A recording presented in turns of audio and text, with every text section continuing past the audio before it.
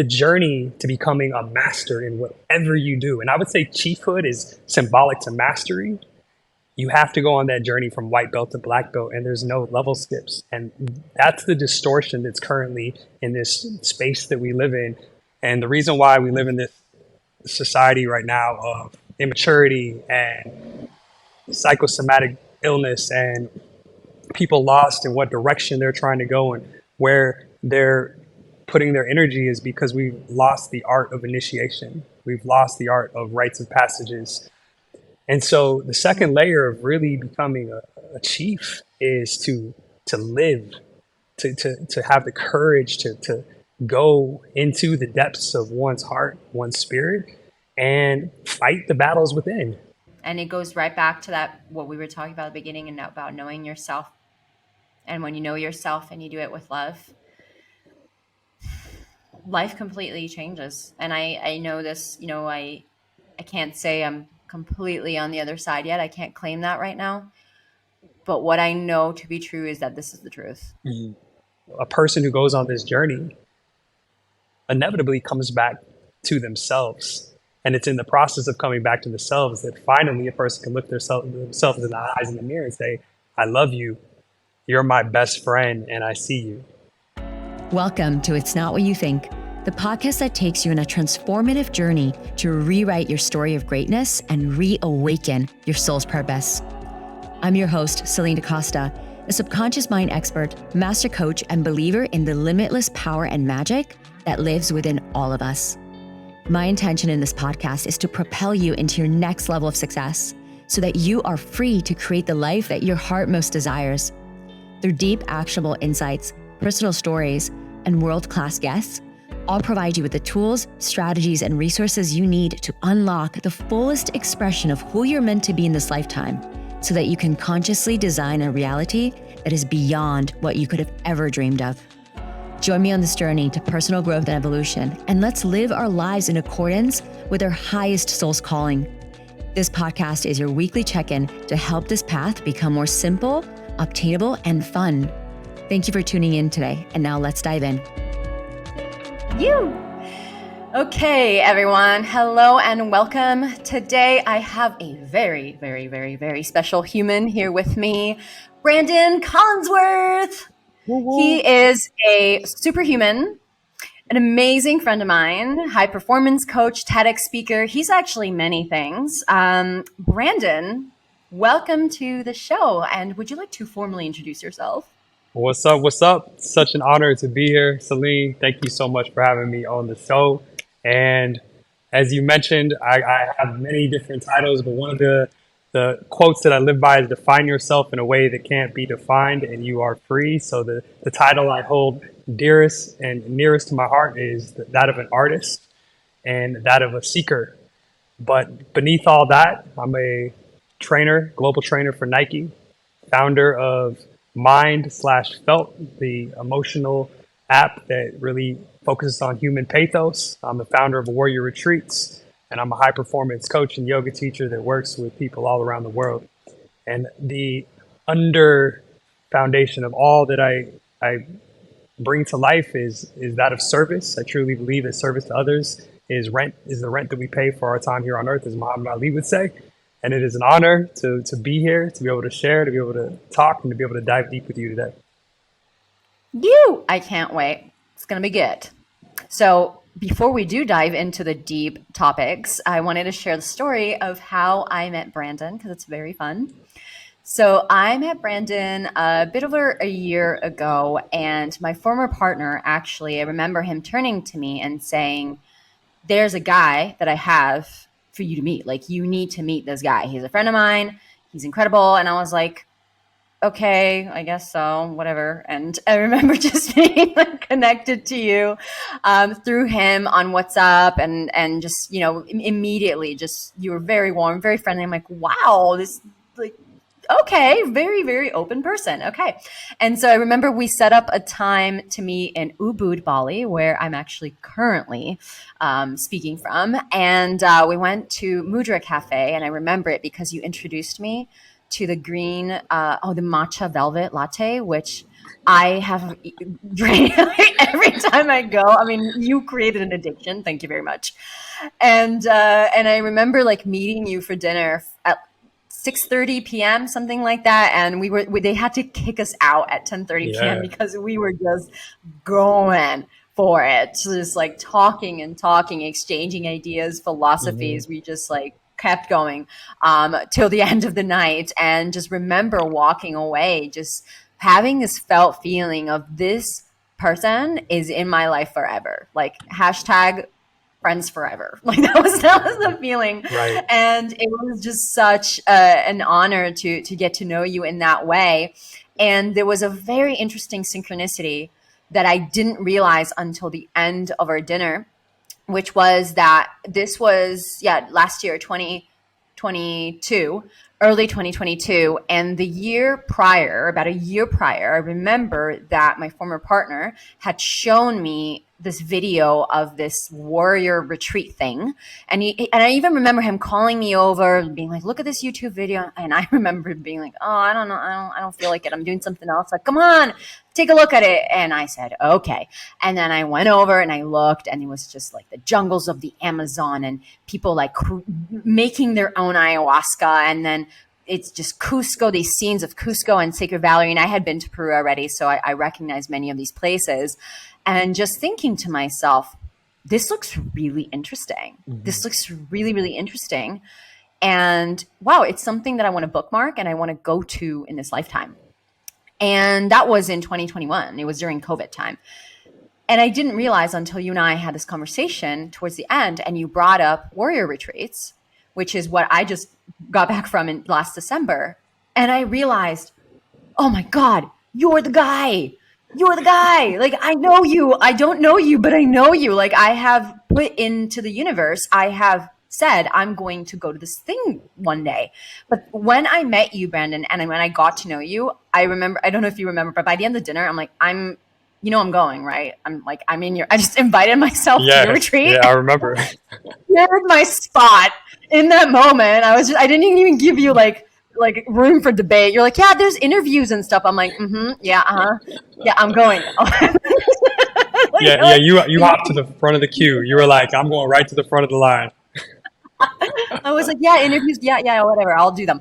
But I'm just gonna be there, period, full stop. And just knowing that I needed to go to this retreat with you, which I just did by December, and Warrior Retreats was just, we'll talk more about it as the episode progresses, but it was just absolutely transformational.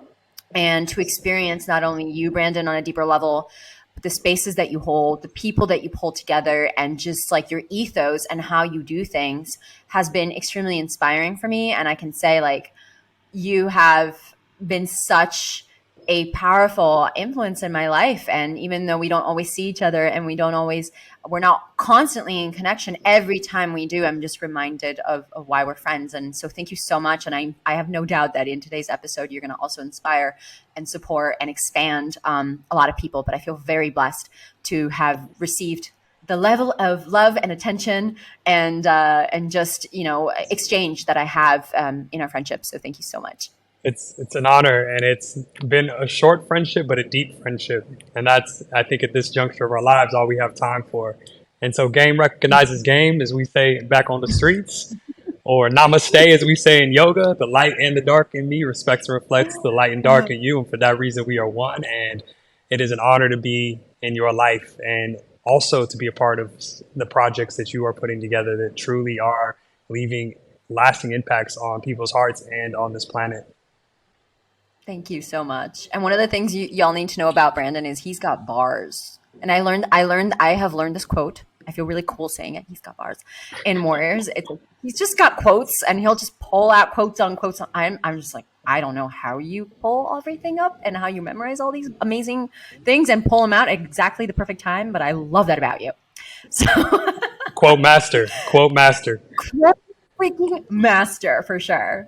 So there's actually a lot of things I want to talk about, but in the container of today's episode, one of the things that I just have been observing and loving about you, and I'm actually selfishly very curious about, and that's why I want to bring it forward in this podcast as well, which has been, there's something that you've shared quite a few times in the time that I've known you, which is around your journey to what you've referred to chiefdom, which I find to be an amazing term that has absolutely sparked my curiosity. I'm been doing a lot of work. I've just completed a tantra practitioner training for the past 6 months, and so I've been getting really deep into the philosophy of tantra, feminine, masculine, and really understanding how those energies interlace. And also something that we learned in Warrior actually was this concept of initiations, and how throughout our lives, both women and as men, we go through these series of initiations that bring us into that next evolution of who we are. And, the most basic form of it, I remember as a woman, I learned, it's about, you have the archetypes of the maiden and the mother, the enchantress, the crone. And for those of you who are not familiar, these archetypes just symbolize like different phases that a woman goes through as she's evolving. And they're not necessarily linear or chronological. Like you can have all of them existing at the same time. The maiden being like the young woman who's still having fun, who's still like a little spring chicken, I would say.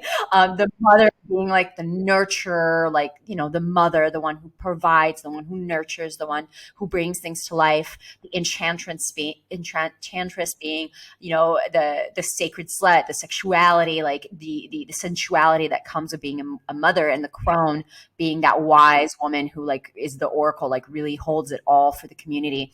And so I would love if you could share more about what that looks like from the masculine perspective. And when you speak about your chiefdom, what does this mean to you? And how do you see it also like playing in society? Because this isn't a topic just for you. It feels like this is a really big topic that needs to be discussed as a collective right now. Absolutely, absolutely. It's a massive topic. And there's a term by Francis Weller, incredible psychotherapist, who talks about suspended adolescence, this idea that we live in a society right now of a bunch of grown children.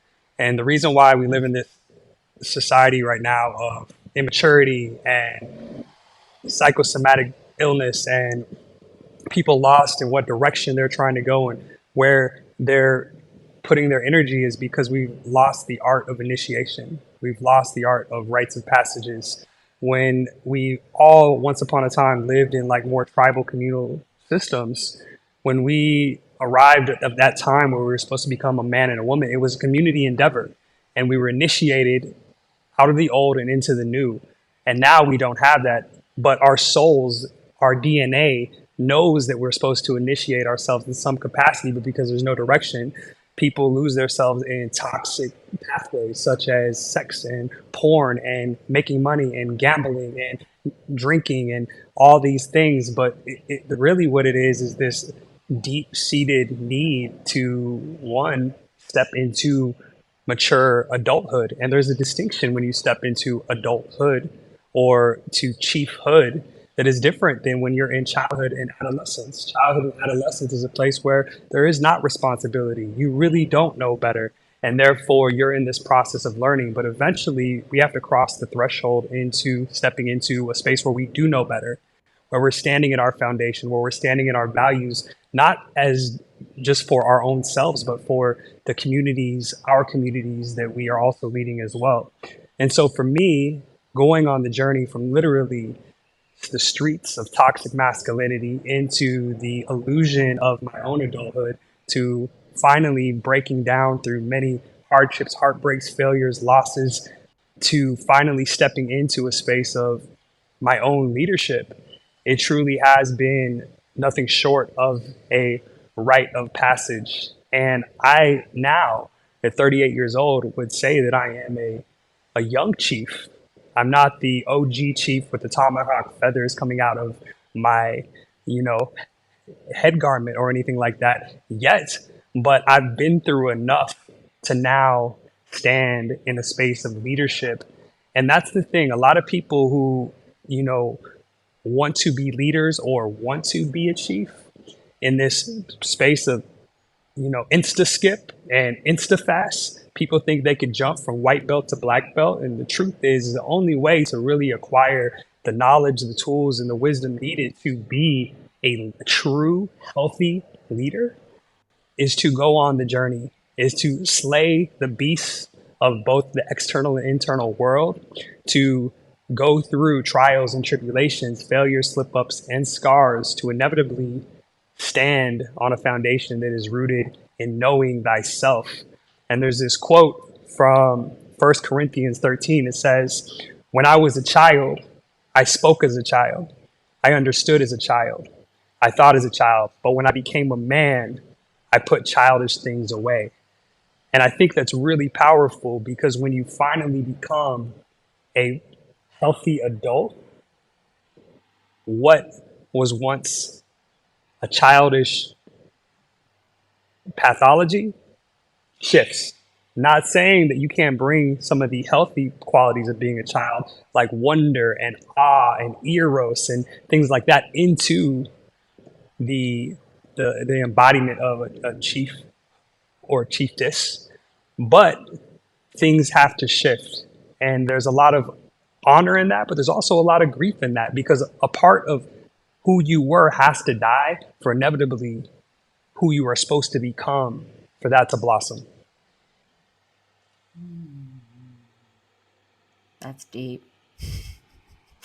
Every time, Branden, you and the quotes. And would you be able to share with us, when you're saying, for people who maybe are like, what's a chief? What's a chiefess? Mm-hmm. What, in your perspective, what does that actually mean when we unpack that? Yeah, I mean, that could be a whole entire masterclass at, I would say, our fellow alma mater, UPenn. Could be, seriously. I mean, there's whole anthologies written about this, but I think it starts with the underlying theme of knowing thyself. You cannot lead others if you can't lead yourself. And so the key to being a true leader is to first know yourself and excavate the things inside you that need to shift, that are toxic, that are holding you back, that are holding one from stepping into their full potential. And it's from there where, once upon a time, when those things were done, those rites of passage were done, they were bestowed upon the aspirant more responsibilities within their communities. They were mechanisms of opening up new doors of possibilities and gifts. Well, the same is true. As we do the inner work and we excavate and we truly know thyself, and we're living from truth and we're living from love and we're living in integrity, we begin to unlock the gifts of understanding, the gifts of perception, the gifts of leadership, the gifts of compassion. So leadership first starts with oneself. Being a chief first starts with oneself. Inevitably, the only way to really master oneself is to go through challenges.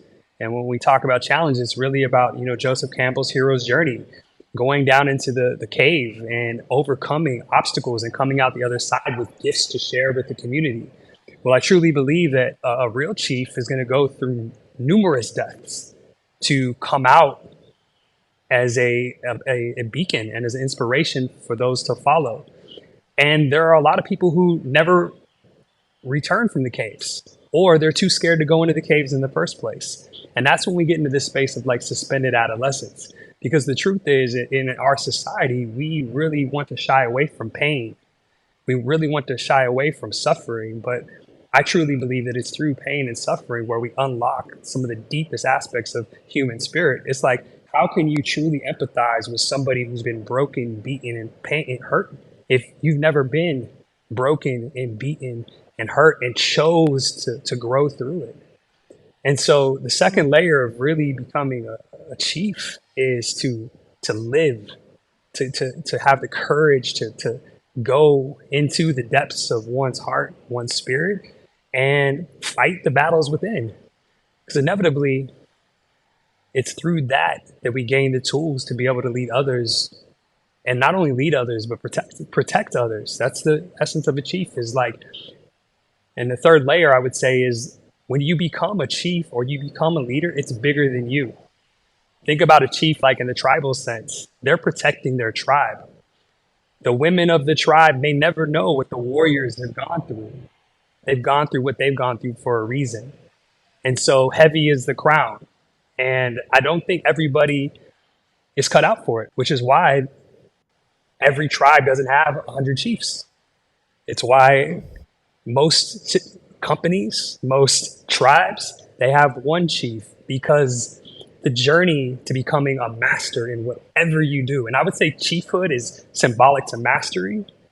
You have to go on that journey from white belt to black belt, and there's no level skips. And that's the distortion that's currently in this space that we live in of self-help and insta mastery and all that stuff, is people think that through a course or through a download that they can skip from white belt to black belt. But the truth is unless you learn the techniques, unless you fight the bosses of each level of that mastery, one is not going to be able to truly ascend. And even if they do ascend and happen to end up in a space of leadership, it's not going to last because they haven't acquired the tools to be able to hold that place of power.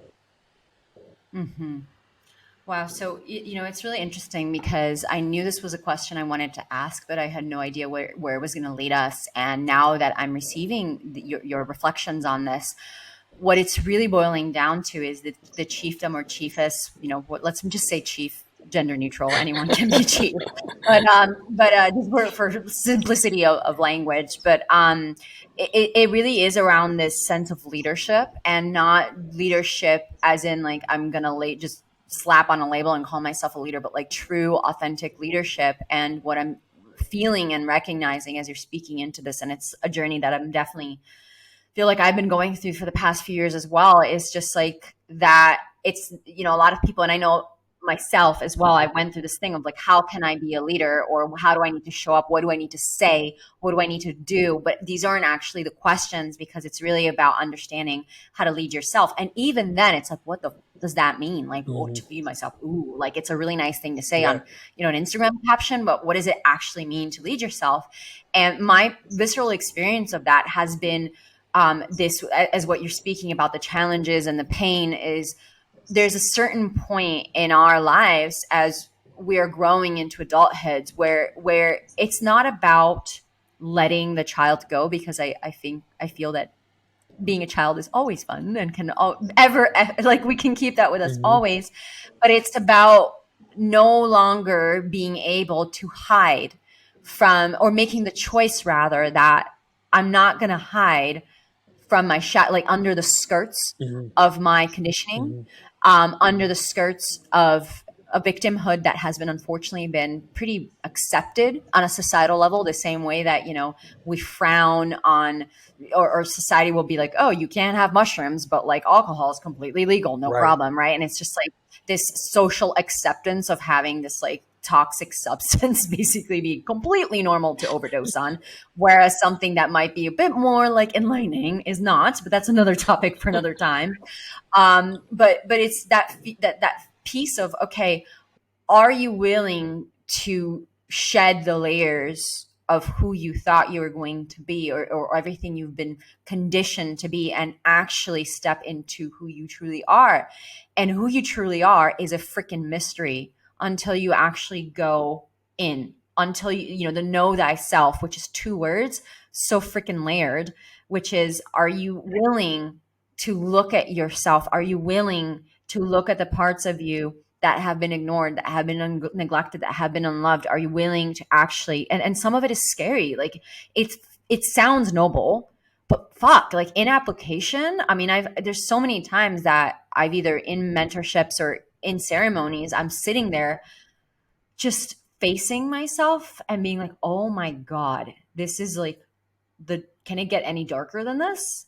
And then it's like, oh, why, yes, it can. And then I'm like, oh my God, am I willing to sit with this? And am I willing to not shove it under the carpet again? Am I willing to actually look at the ways that maybe I'm not fully loving myself? Am I willing to look at the ways that I'm not showing up in integrity in my life and business? Am I looking at the ways in which maybe I didn't know, I wasn't aware, so I wasn't doing it on purpose, but maybe I'm not being as kind or as loving or as, magnificent as I can be as a human being and a soul? And so it really is this like really tender space of, are you willing to die to your old identities, and then you get back up and then you do it again, and then you get back up, and then you do it again, and then you get back up. And then, by the way, there's no end date, there's no expiration, there's no guarantee. So you just got to keep doing it again and again and again. And then the next step in leadership is, are you willing to do that for yourself? And then are you willing to support and hold space for others to do that, to go through that process, which also is that service that you were talking about.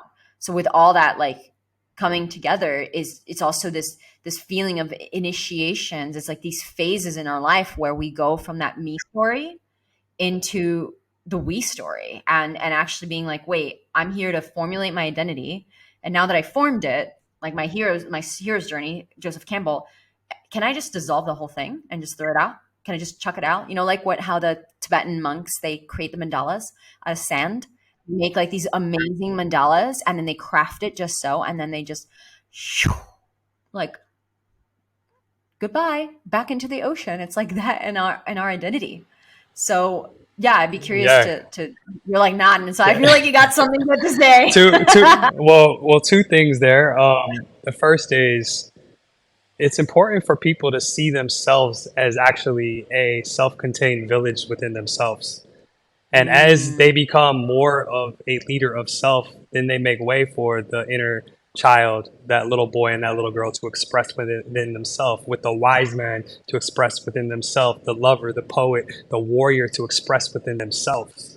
So we can also see ourselves in all the many psychosomatic archetypes that we embody as just a human, as a village into ourself. And as we become the leader of ourselves, all of those spaces and places become in harmony. They begin to fall into this harmonious state. And that inevitably shows up in how we deal with others. You know, they say that triggers are teachers. Pay attention.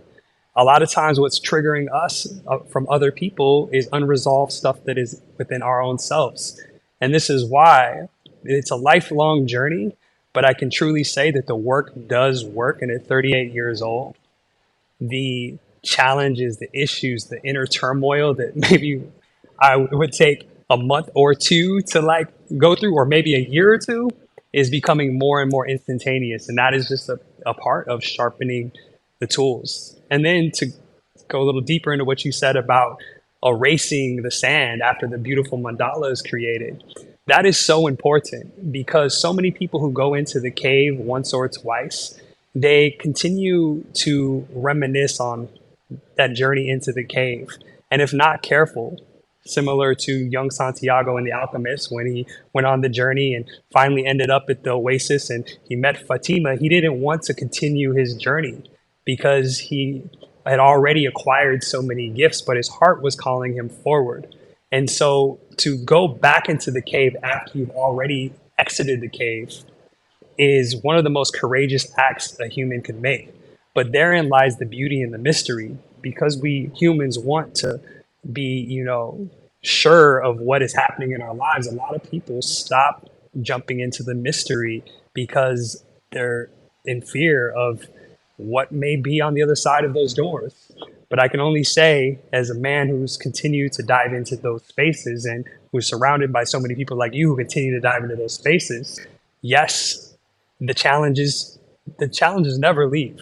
Actually, I feel like the challenges get harder, but the skill level also improves. Therefore, the deeper we go, the deeper we dive, the more times we enter the caves, the more battles we face, the more times we get knocked on our back and we stand right back up, the more skilled we become. And therefore, the higher the level of the challenge, the higher level of the enemy, the higher level of the boss, also the higher level of the gift. And I think that those who are chiefs of self and the true leaders are the ones who have entered the cave as many times as necessary to essentially self-actualize. That is so powerful. Yeah. And that concept of like, you need to keep going in and keep going in. And I actually had this conversation with a client the other day, which is that the challenge is what you just said. Like, the challenges don't necessarily get easier. They actually get bigger, but it's not about what the challenge is who you are as you are confronting that challenge. And I actually just did a podcast the other day with my dear friend Danielle Page, who's an astrologer, and we were talking about the Pluto transit and how like it's really it will like grind you to the death because it's like the deep passage of the underworld, and realizing that when you are going through these really deep big challenges in your life, they might keep coming, but how you handle them is going to completely shift. And I noticed that, there's always this desire of, oh, when I dot dot dot make more money Hmm. and more visible, help more people, like whatever the narrative is, when I do this, then life will be easier. Hmm. But actually, it's not like that at all. Like life will always have its challenges and tribulations, but you being prepared to hold them, and for you to have like a really sharp toolkit as opposed to no toolkit, is going to make all of the difference. Hmm. And also there's like this holding on, like with going back to that mandala example, which is you'll go to the cave, and what I find is like people will go into the cave and they'll construct this identity around them. Like, I have this happen all the time when people come to me and they want me to support them with like creating their brand story and Hmm. to tell their story. It's like, yeah, okay, well, I did all these things. Can we just package this up into a really nice box? And then like, let's put a bow on it. And that's my story. And I'm like, you're 40 years old. Like you got like 30 more years. This is not done. And one of the things I actually teach in my work is, okay, let's create the hero's journey, and we'll package it, but we're not going to put like tight bows on it because this needs to be nimble. Hmm. And while I understand like that desire, we want have this desire of like, let me create a story, or let me make meaning of everything I lived up until now, so that it makes sense as to why I went through all these tribulations Hmm. and came out on the other side. Like I can feel really good. Like it's really natural for the human to say, I just want a story that I'm able to tell. Hmm. Okay, great. And then we do that, but then it's like, okay, and now we need to like put the mandala back into the ocean. Hmm. Now you have your story that you can tell on your podcast, your TEDx, whatever, Hmm. and your book. But don't get so tied into that story, because in 2, 3, 4 years from now, that story is going to completely shapeshift again, and you need to be able to like be agile with it. And so like that agility to move Yeah. and expand and like ebb and flow into your own Hmm. story and your own Hmm. leadership, and recognize that who you are now as a leader, as a person, as a story, not going to look like, if you're growing, it's not going to look anything like what it would a couple years from now. Absolutely. Such a powerful point that you just hit. And a lot of people, I basically say that there's low level loops and there's high level loops. Low level loops are like you're addicted to crack. You just need to stop the crack. You're addicted to like something like mad low vibration. High level loop is you're addicted to success or the status that is around you. Meaning, like, I become a successful corporate CEO. I become one of the top real estate agents in the game. I am one of the top trainers in the game. Society has validated you. So to leave that high level loop, there's really no reason, because society says, yo, you've made it. But a lot of people who are stuck in those high level loops are not living in alignment with their truth, their heart, and their dharma. And it is hard to leave behind everything that society says is right to go after what we know truly is right. And again, there's an element of grief, there's an element of loss that continues to happen. And this is why none of us need to go and actually fight a war or go into battle and fight other tribes. Our own process of dealing with our growth, our expansion, to continue to stay in alignment with our truth, to shed the things that no longer serve us, that is a battle each and every day, which is why when I created Warrior Retreats, I was like, what does it mean to be a warrior? It doesn't mean to go out there and necessarily fight with swords. Anybody who's showing up for themselves and doing their best to walk that dharmic path and doing that with the most integrity and intention possible, that person is a warrior. And we see time and time again that it's never the people you expect that are the strongest. It's oftentimes the people that you never expect who are the strongest. And so this is why this work that we do and that we get to share with others is some of the deepest work, people can do, because essentially it's a return home. You're a person who goes on this journey inevitably comes back to themselves. And it's in the process of coming back to themselves that finally a person can look themselves in the eyes in the mirror and say, I love you. You're my best friend and I see you. And what is more important than that? I don't think there's a bigger gift than that, than to really feel at home within oneself. Oh, that one's my favorite bar so far. Yeah, it's Brandon. I would love to actually unpack Warrior a bit, and I have to be honest with you. When I first heard the name Warrior Retreats, I was a little triggered and I was a little put off. Hmm. And the reason why is because I just felt, I was like, oh, at least from my perception of reality and the Hmm. association that I had with the word warrior, I was like, wait, I'm just trying to like not be a warrior. And it was just like, oh, I'm already a warrior. I'm too much of a warrior. And there was also that association with this is super masculine. And I feel like if I like do this, it's not going to be feminine and da, da, da, da, da. It's interesting because one of my original mentor, his name is Roberto. He's graduated into the stars. So he's not with us on this plane anymore, but he taught me when I was in my early 20s, he taught me everything around spirituality, yoga, meditation. Like he's the one who initiated me into essentially this path. He was a very talented he was love, but like a love. This man was love, and in addition to that, he had many gifts, including being a channel. And that's even when I first learned like, oh, human beings can do this, what the heck. And it opened up those pathways for me as well.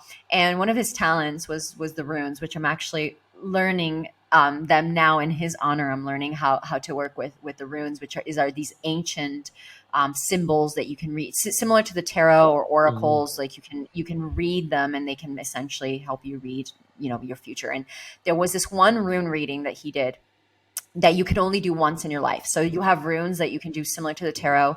You can do it whenever you feel like it to ask questions or ask for guidance. But then there's one rune reading that is like, it's one shot. So you better get it right. And it's basically the rune reading of your life and who you are in your core essence.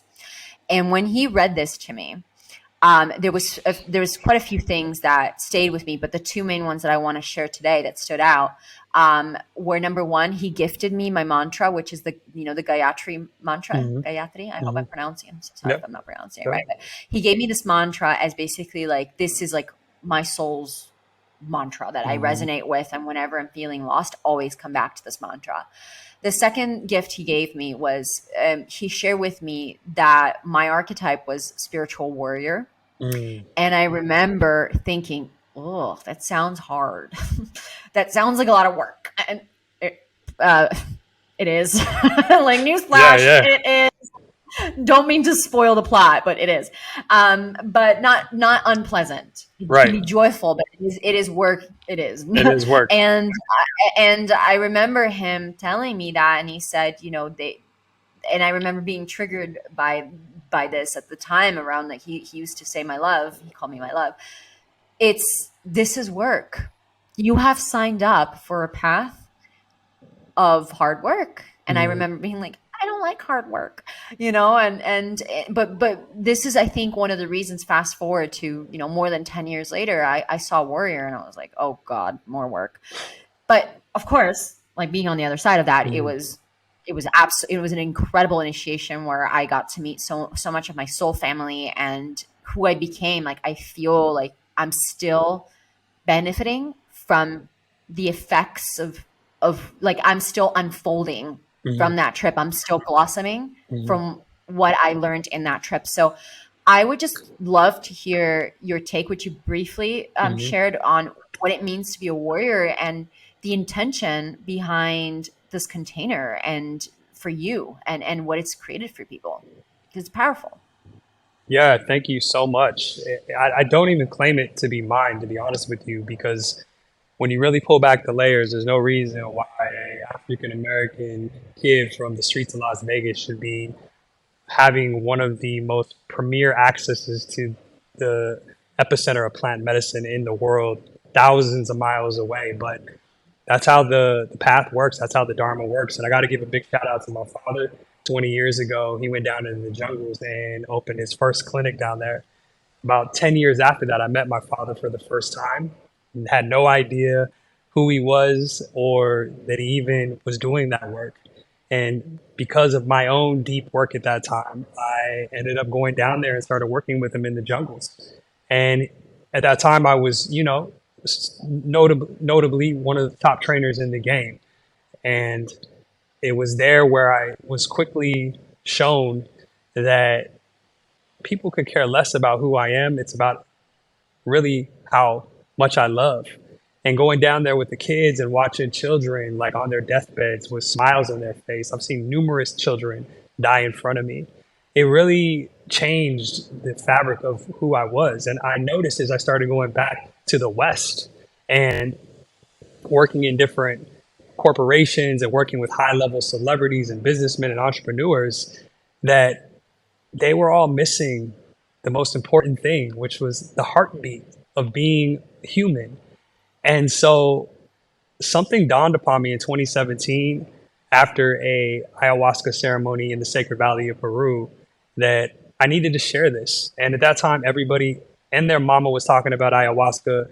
There were ceremonies going on all over Vegas, all over LA, all these people that claim to be shamans. And for 20 years, my father has worked one on one with like the masters of the jungles who don't even really claim to be shamans, but have grown up like around these plants and in service to protecting Pachamama and to unlocking and helping heal people. And so I just put the bat signal up and I called a couple people and said, I want to share Warrior with you. And two people turned to 22 people for Warrior Retreats #1. And since then, it's been a duty of mine to always, once a year, open up the container so that people can come down and really take part in something that brings them back to their heart. The first Warrior was only 7 days, and then it slowly began to expand. And once I got the permission from the jungles that I could also bring people into the jungles to harvest and make the medicine, it went from a 7-day rite of passage to a 9-day rite of passage to inevitably a 14-day rite of passage. And the journey of Warrior is really to honor this idea that to get what we never had, we got to do what we've never done. But a lot of people think they have to do growth, they have to do uncomfortable, they have to do the unknown alone. We are creatures that are designed to be in community, and to go on a journey into the unknown or into the cave with a community of incredible people, it just lands so much differently.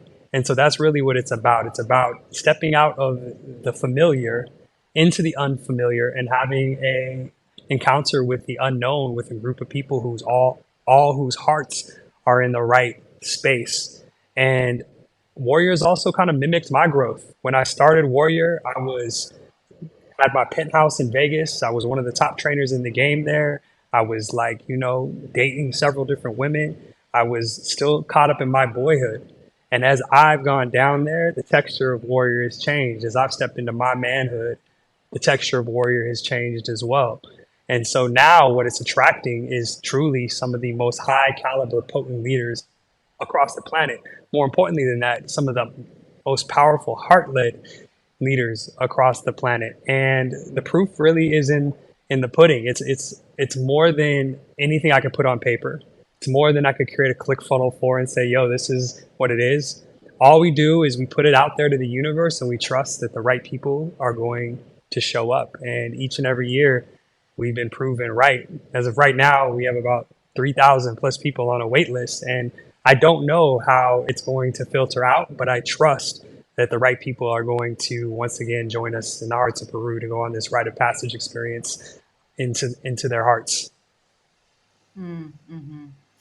And that is one of the things that I found to be so unique. I mean, I've been to dozens of retreats at this point, and just what I really respect about this mission and what you guys are doing as Warriors being led by a team, is this piece around heart centered. And I remember like even when we met and we had that, our first dinner, and I, basically claimed my spot and you were like, but you said something to me and you said, you have it. And then you pointed to the heart. And, I had been doing at this point, I've been doing so much work around opening my heart. I'm constantly still opening, and how do I open more, and how do I soften more, and how do I open it even more and even more? Because my mission, or I don't even like to say mission, but my intent during this lifetime is to just become love. Hmm. and everything, anytime, Me too. all the work. Yeah, love, and then we can just hug and be love. Truth. But that's it. It's just that return to love, Hmm. and I remember that moment, just having this like, oh, oh, oh, okay, like, it was just this like, moment of realizing that. And when I did have the interview, you did put me through the interview, a few months later with, your business partner Angela, and sh I mean, I understood a deeper level of, you guys are actually looking for heart. It doesn't, Hmm. like, the accolades really truly don't matter. It is about my heart. But through the nature of the questions, and then the evidence was in the pudding of the people that were there. Hmm. I just had never encountered such a successful group of people that were also like at this quality, this ratio of, you are successful and heart-led. That Yeah. was just a complete game Hmm. changer for me, and it really crystallized for me this importance of, I can be a leader and I get to be in my heart, Hmm. and all of it gets to be seen, accepted, and only that, but I get to thrive in my life and business Hmm. through operating from my heart center. And that was a really big game changer for me, to understand that there's other, number one, there's like other people out there. I'm not the only one. Right. And it's like you took all the lone wolves and you like put them together, and then we're a pack, and it's very, very fun. So that was a really powerful experience for me.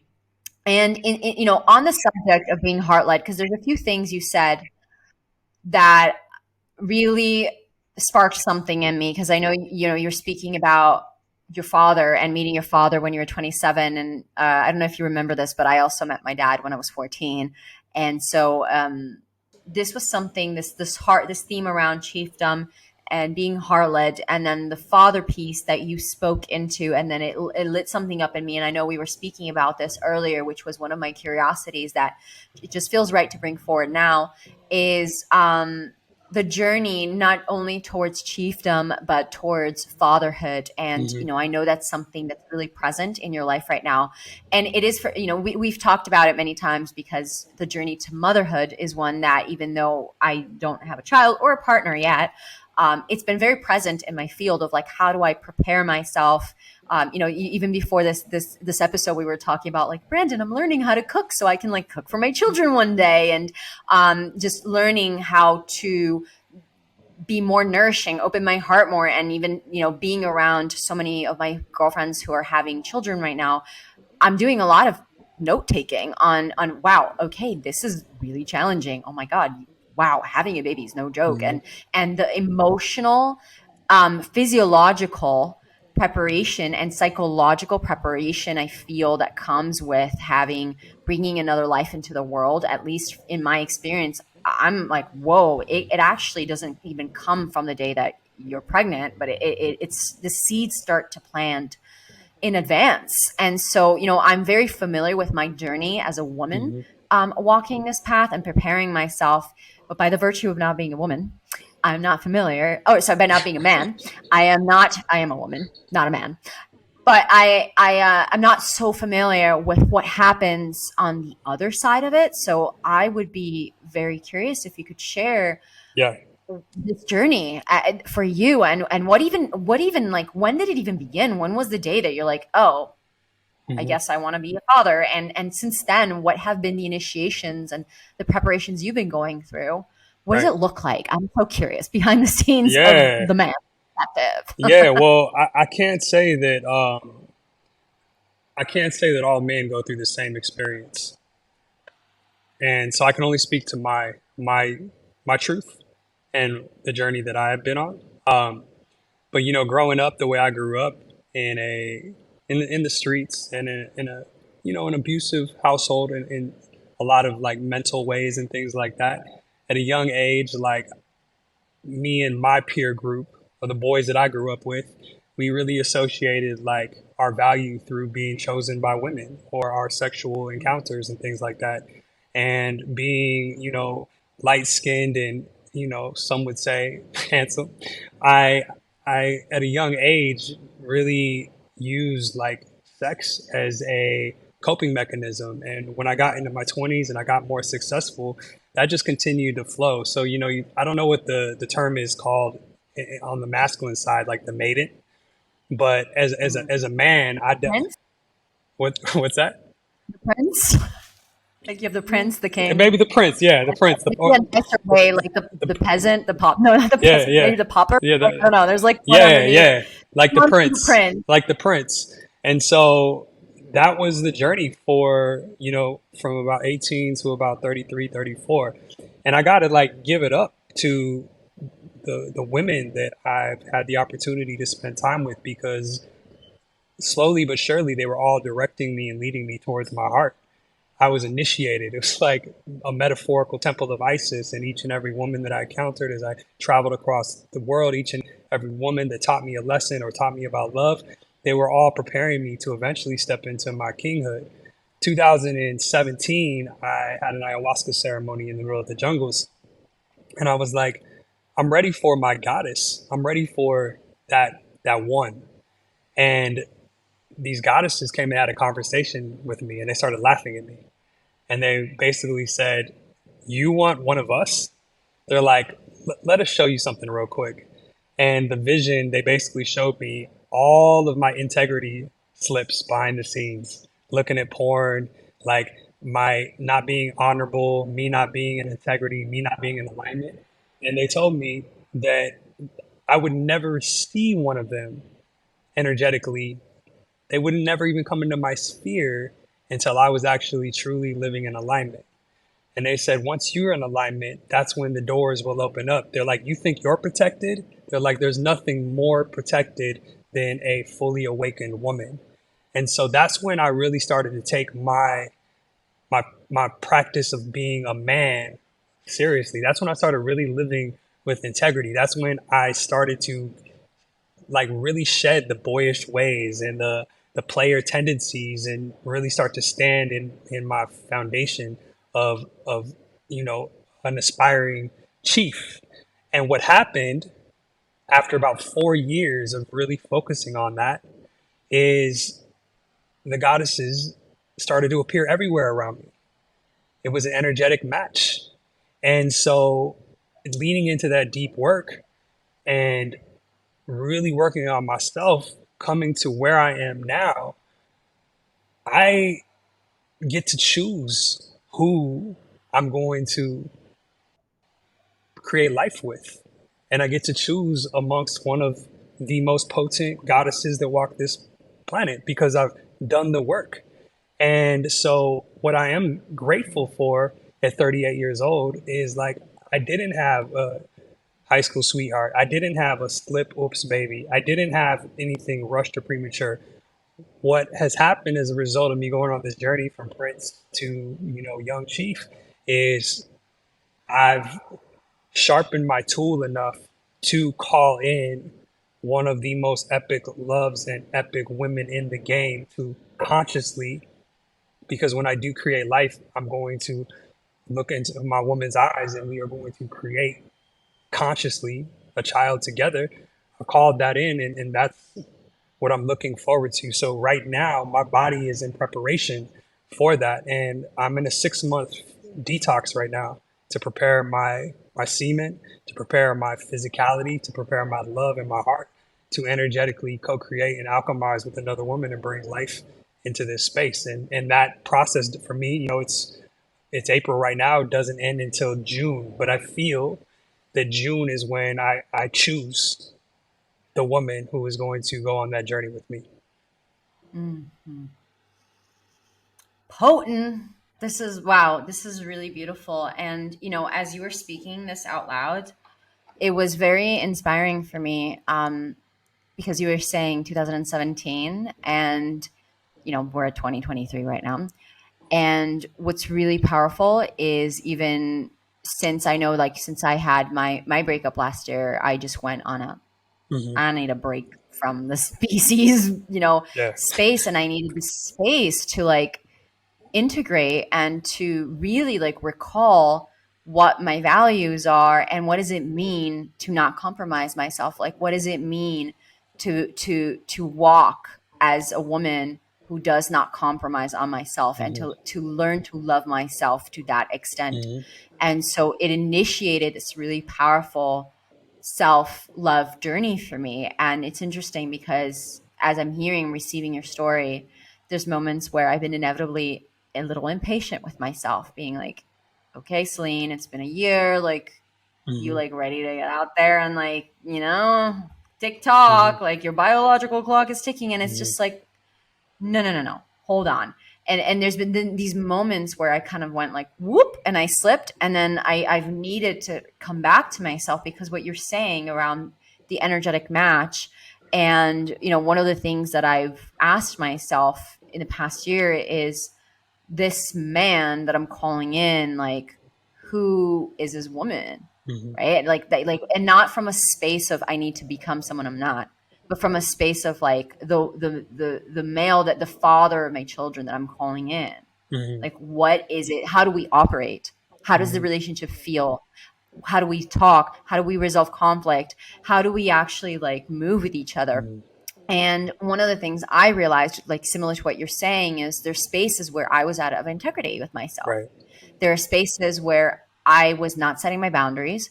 There are spaces where I was compromising, Mhm. and not just with intimate partners, but with friends, or it doesn't matter, Mhm. because if you leak in one place, you're going to leak everywhere. It's just a Mhm. matter of like how much. Right. And this past year has really been a journey of asking myself, like, it's this constant question: do I love myself enough not to compromise myself? Mhm. And then a temptation comes to compromise. And the questions again: do I love myself enough to not compromise myself? Do I love myself enough to not Mhm. compromise myself? And sometimes, I haven't felt it, but I chose it. Sometimes I haven't felt like, oh, I love myself so much right now. Sometimes it's like, not really, but I'm going to choose to. And that Mhm. choice has brought Mhm. me back to love again and again and Yep. again. And so I think it's really inspiring when you're speaking to this, because I'm sure that people who are listening, there's some of us who are either in an unfulfilling partnership or not in a partnership but desire one. And this importance of, what is it, if you're looking for a king, like, what happens for you to come into your queendom, and vice versa, like you're looking for your queen, like what does it mean for you to come into your chiefdom kingdom? And when we start to, and it goes, it's a perfect loop, like back to what you were saying in the beginning, which is when you start to know yourself, Mhm. and not only that, but to start to love yourself Mhm. and accept yourself, and also like create space for growth, because you can be love yourself for where you are at the moment, and also like choose to expand in the Mhm. same breath. Mhm. And when you're on that journey, then the person that is standing in front of you that you're attracting in that way is just a mirror of what it is, how it is that you feel inside. And at first, it's really fucking tough cookies, because when I get these things mirrored back to me, I'm like, oh God, I don't want, what is this? What is this guy talking about? Oof. And then I'm like, wait, that's just in me. And so I go off, I resolve it, and then I come back. And every time I return, I notice that whoever meets me in that mirror is a higher and higher and higher level Mhm. and version. And so, it's beautiful, because I also, as you're speaking and you're articulating it so beautifully, like I'm very much looking forward to the day where I'm in that space as well, of like, cool, I can choose. And I know that's completely possible. But it's really important to just like remember that again and again. Like, if you are love, if you're love, like how do you walk? If you're love, Mhm. then how do you speak? If you are looking to call in this kind of love, then how do you treat people? How do you treat yourself, even if it's somebody you're not like interested in? So that's something that's beautiful. And a final piece that I would love to get your reflections on that note is, well, I know this is a very, very long story, but if you have like highlights of your journey with self-love, because I know it wasn't always this way. And Yeah. so if you could share, and he has a, by the way, Branden has a beautiful TEDx talk on self-love that I will link to in the show notes, that so you can watch him for a bit longer. But Branden, would you be able to, yeah, to just share a bit about your journey with self-love and what it's meant to you? Because I'm only now starting to the past year, and Right. we've been having this conversation of like, holy moly, like this is it. This is the thing. This is the master cave. Absolutely. Just to touch on a couple things real quick that you just dropped, some gems you dropped. Um, it's the micro decisions that we choose our highest truth, even when it's uncomfortable, that ends up opening the doors to the next level of gifts. And that can come, like, for example, recently I chose myself rather than sacrificing my standard.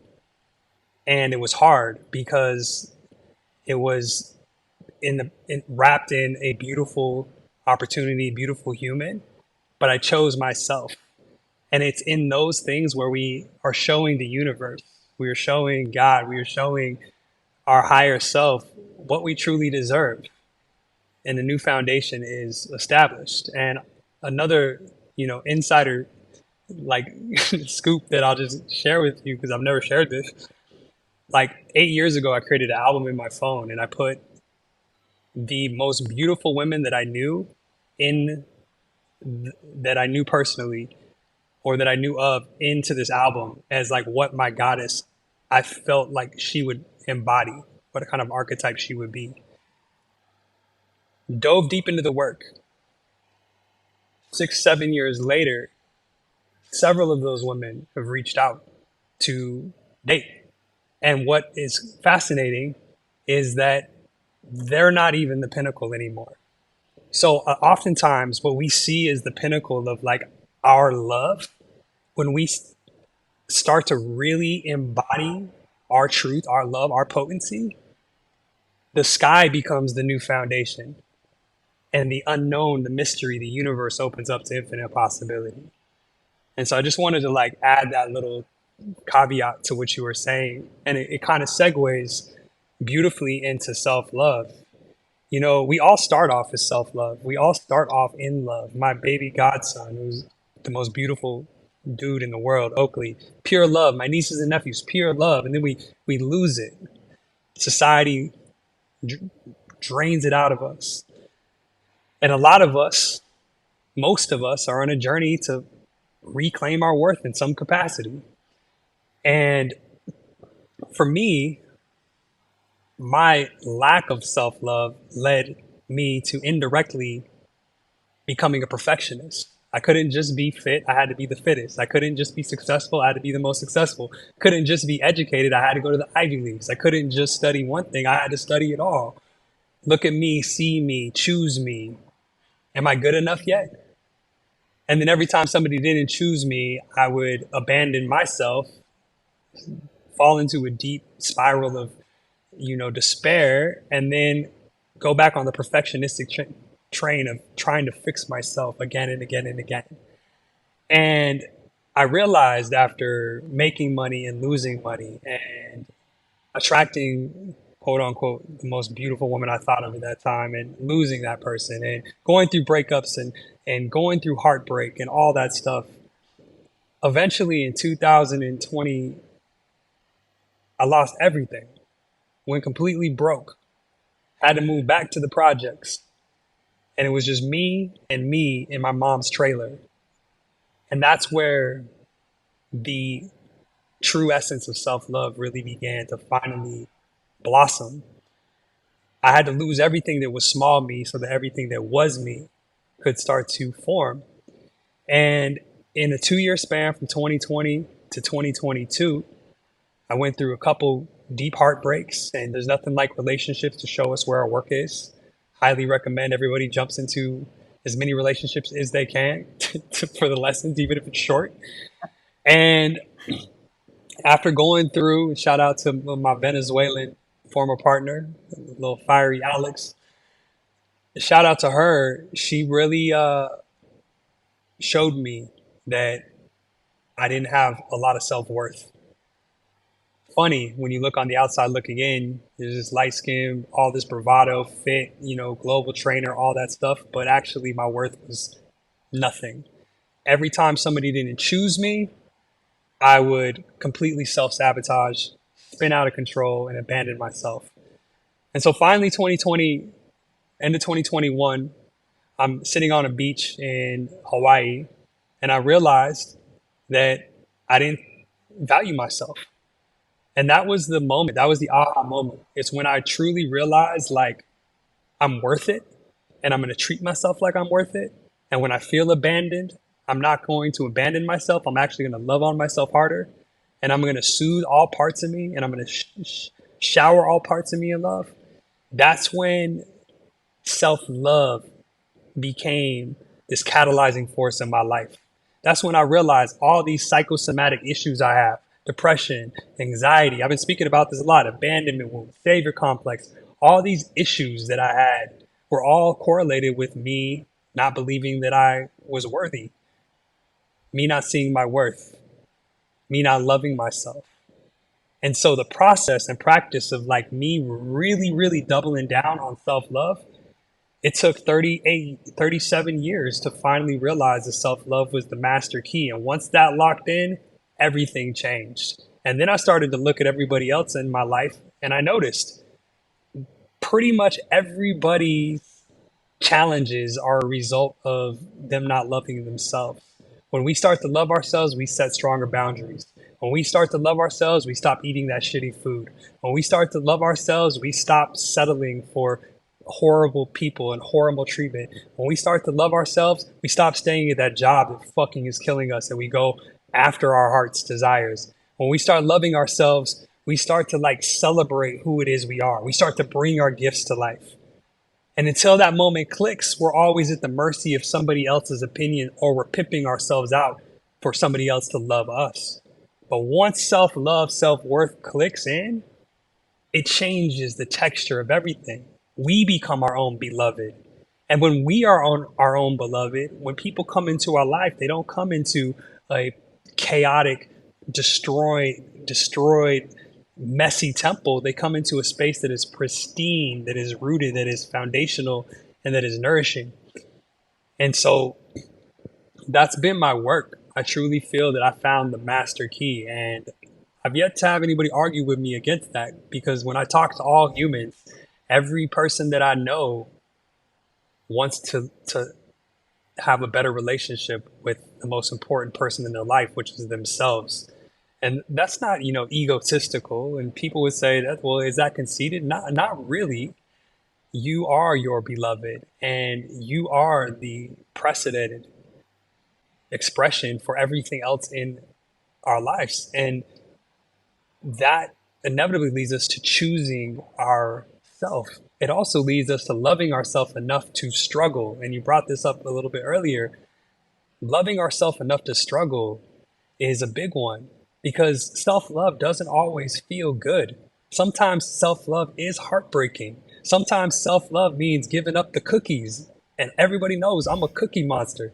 Sometimes self love means putting yourself in essentially rehab and going through the detoxes of your world being rocked. But you love yourself enough to struggle to give yourself what you need. And so this is why I'm so passionate about self-love. I was talking to a whole bunch of UFC fighters back in October. They thought I was going to come in and be like, yo, it's all about mindset. It's all about like being a savage and like killing people. And I'm like, yo, guys, it's all about loving yourself deeper. And please believe like jaws drop, because these are like fighters, but it truly is the pathway. It's the only thing that is sustainable. I feel like, I'll leave it with this, that when self-love finally clicks, every day is heaven. Heaven isn't a place we go to. Heaven is a place we grow to, and it's found in the present moment. And every day when we're not in self-love, when we're in self-hate, that's hell. Heaven and hell is right here, and it's a choice. And the more we choose love, the more we choose ourselves, the more we choose our worth, the more of a paradise begins to blossom in every aspect of our life. Yeah. Yes. Thank you. And it goes right back to that, what we were talking about at the beginning, and about knowing yourself. And when you know yourself and you do it with love, life completely changes. And I know this, I can't say I'm completely on the other side yet. I can't claim that right now. But what I know to be true is that this is the truth Mhm. for me. I mean, it's just every time that I stray or I come back or I unconsciously relapse into unconscious just triggers that all have to do with self-worth or lack of self-love, or believing that love is conditional, Mhm. or that it's not for me, or it's that outside of me. Mhm. Anytime I catch myself and I come back into what is the most loving thing to do, what would love do, what we were saying before, and how can I love myself through this, even if I don't love myself through it, how can I do it? How can I show up anyways? Mhm. And it's very much, it's similar, it's a practice, and it's similar to gratitude. And Mhm. it's really interesting because when I was a little girl, I used to say, like, gratitude is the secret to happiness. And I had no freaking idea what I was saying, but I just said it. And I just remember saying, the secret of happiness can be wrapped in one word, gratitude, but completely like didn't embody it. And my journey, even, with gratitude, is I didn't grow up with that conditioning of being grateful. It wasn't like really something that came naturally to me. But because of my mentorship and my teachers and observing people who are very grateful, I made the decision to believe, like, I changed my belief system to actually subscribe to the belief that gratitude is actually the secret to Mhm. happiness. And I remember, like, it took me about a year where I would wake up in the mornings and I would be like, okay, I need to like write down 3 things I'm grateful for. Ugh, whatever, I don't really want to do that, but I would just do it. And then I would do it. And then someone else, another mentor told me, hey, have you ever tried sitting in each one of those things for about 30 seconds? Because it takes around 17 seconds for the emotional body to kick in. Have you tried just not just writing 3 things down, but writing each one of those things down and actually feeling it? And then it took me on an entire journey Mhm. of feeling my gratitude, which in and itself was a challenge. And I would sit there and be like, okay, it's only a minute and a half. You can do this, Celine. I'd be like, okay, I'm so grateful. Oh, okay. That's really nice. And what I noticed is that through my choice of choosing gratitude, even when I wasn't feeling it authentically, Mhm. and training my nervous system, expanding my nervous system into connecting to the feeling of gratitude, 1 year later, I was like, somebody said, you're such a grateful person. And I'm like, me? What are you talking about? And then I realized, oh my God, the change is here. I actually am grateful. I feel grateful Mhm. for so many things every single day, but that was not my conditioned operating system.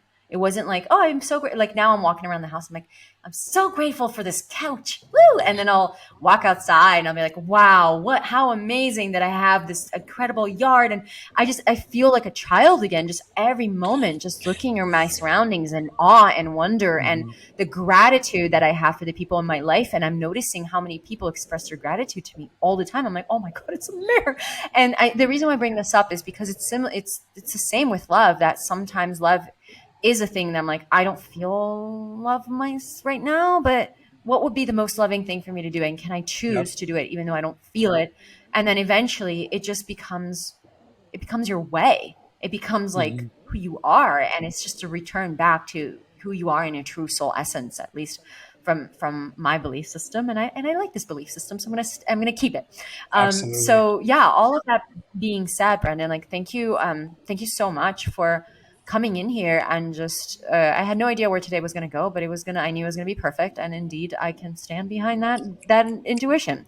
But before we love you and leave you, is there anything else that you would like to share with whoever's listening to close this up? And also, if you could share how we can find you, because this dude's Instagram is fantastic. You definitely want to go follow him.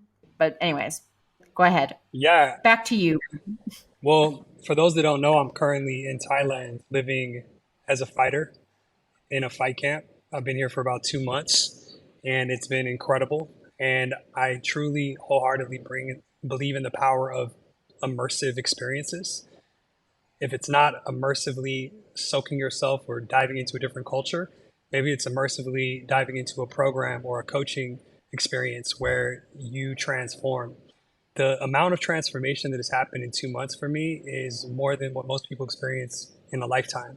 And that's what happens when we concentrate our energy and we truly focus. The reality, the truth is, like, life is short and we only have so much time.